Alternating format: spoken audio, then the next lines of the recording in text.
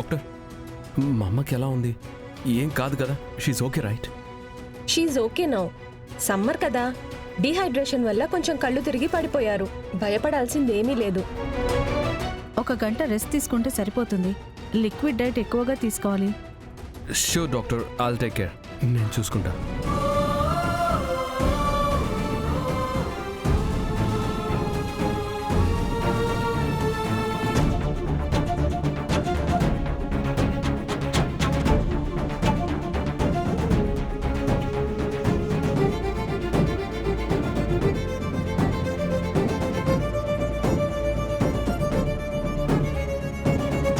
ఏంటి నాన్న ఇదంతా?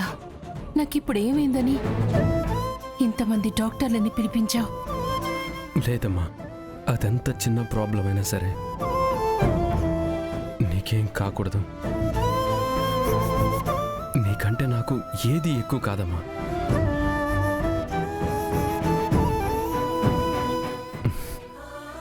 నువ్వు బాగుండాలి, నిండు నూరేళ్ళు ఆరోగ్యంగా ఉండాలి.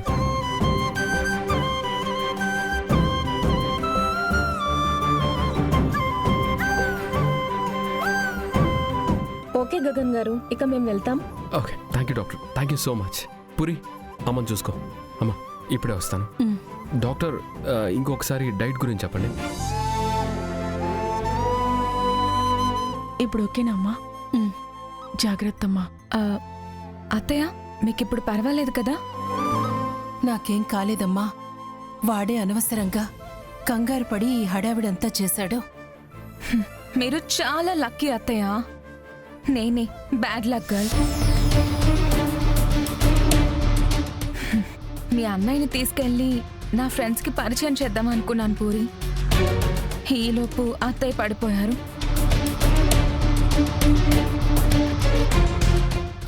అదేంటో అత్తయ్య, మీరు కూడా మంచి టైమింగ్లో పడిపోయారు.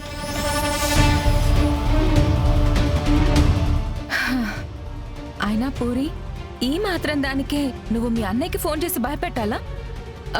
నాకు ఫోన్ చేస్తే నేను చూసుకుంటాను కదా. అది అమ్మకి ఏమవుతుందన్న భయంతో చేశాను వదినా. ఓకే, నాకు ఒక కాఫీ తీసుకొస్తావా? సరే వదినా, ఇప్పుడే వస్తాను.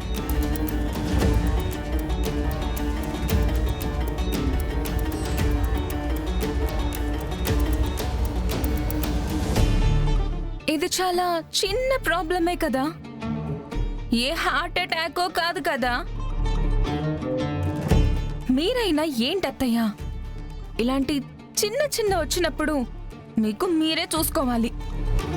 ఏదో కొంపలంటుకుపోయినట్టు అలా ఫోన్ చేసి భయపెట్టేస్తే ఇది కరెక్ట్ కాదత్తయ్యా.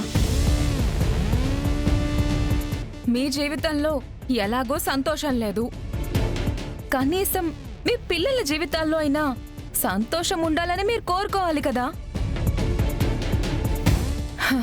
ఇంకెప్పుడు ఇలా చేయకండి. మీకేదో అయిపోతుందేమోనన్న కంగారులో ఆయన వస్తుంటే దారిలో తనకేదైనా జరిగితే మళ్ళీ బాధపడాల్సింది మనమే కదా. ప్లీజ్ గగన్ గారిని ఇంకోసారి ఇబ్బంది పెట్టకండి. సరేనమ్మా.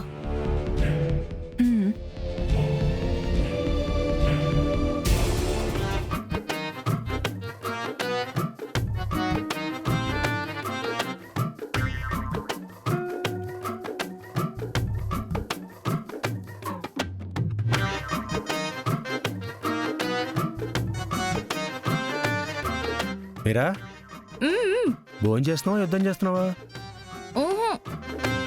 రేపు 11 గంటలకి పూజ ఉంది. అది ఉపవాసం ఉండి చేయాలంట. అందుకే రేపటిది కూడా ఇప్పుడే తినేస్తున్నాను. ఓహో, అందుకని రేపటి కోట కూడా ఈ రోజు తినేస్తున్నావా? ఇంతకీ ఏం పూజ? స్వామీజీ చెప్పారు కదా, సౌభాగ్య పూజ చేయమని. అవును, రేపు ఉదయం 11 గంటలకి మంచి ముహూర్తం అంట. అప్పుడే చేయమన్నారు. ఆ పూజలో మీరు కూడా ఉండాలి. అమ్మవారికి మంగళసూత్రం సమర్పించే పూజలో మీరు కూడా ఉండాలి. మీరా 11 గంటలకేనా? నువ్వు కూడా రేపే పూజ చేస్తావు అనుకోలేదు. నువ్వు కూడా అంటే ఇంకెవరు చేస్తున్నారు? అంటే నా ఉద్దేశం రేపు ముహూర్తం ఉందని తెలుసు, కానీ మీరా రేపే ఎందుకు? స్వామీజీ రేపే బాగుందన్నారు. ఆయనే దగ్గరుండి పూజ చేయిస్తానన్నారు 11 గంటలకి. రేపు 11 గంటలకి నాకు ఇంపార్టెంట్ మీటింగ్ ఉంది మీరా. అలా ఇలా కుదురుతుంది? చూడన్నయ్య, రేపు 11 గంటలకి స్వామీజీల కోసం పూజ చేయమని చెప్తుంటే ఈయనేదో ఇంపార్టెంట్ పని ఉందని చెప్తున్నారు. ఆఫీస్ మీటింగ్ అని అంటున్నారు. చూడు కేపి, ఏ పనున్నా నేను చూసుకుంటాను. నువ్వు రేపు మా చెల్లితో వ్రతం చేయి, ఓకే? ఇదిగోండి, నేను తినేసిన తర్వాత రేపు పూజకి సామాన్లన్నీ తీసుకురావాలి. మీరు మాత్రం రేపు 11 గంటలకి ఇక్కడ ఉండాల్సిందే. ఆ చికెన్ కొంచెం అందించారా? చాలా దూరం పెట్టేశారు.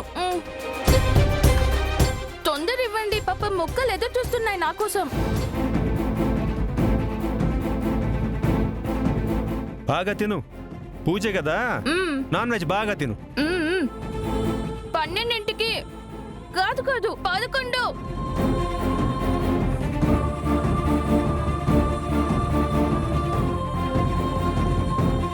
రేపు 11 గంటలకి ఇక్కడ అన్ని ఏర్పాట్లు చేసి ఉంచుతాను. మీరు మీ వారు ఇద్దరూ కలిసి ఇక్కడికి రండి.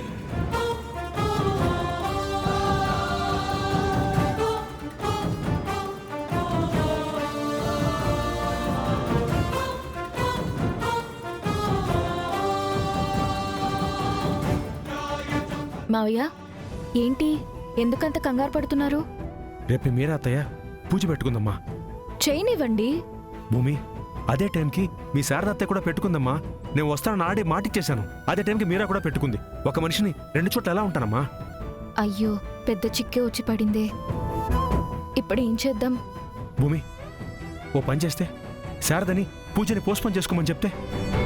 అయ్యో వద్దు మావయ్య, పాపం అత్తయ్య ఈ పూజ ఎంతో ఇష్టంగా చేస్తోంది కదా.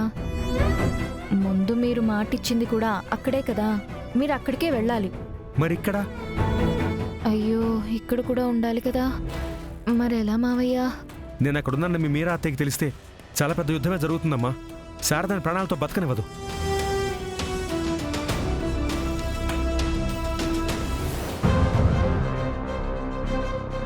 Excuse me. చెప్పండి సార్. ఈ బ్రేస్లెట్ మీ షాప్లో కొన్నదేనా?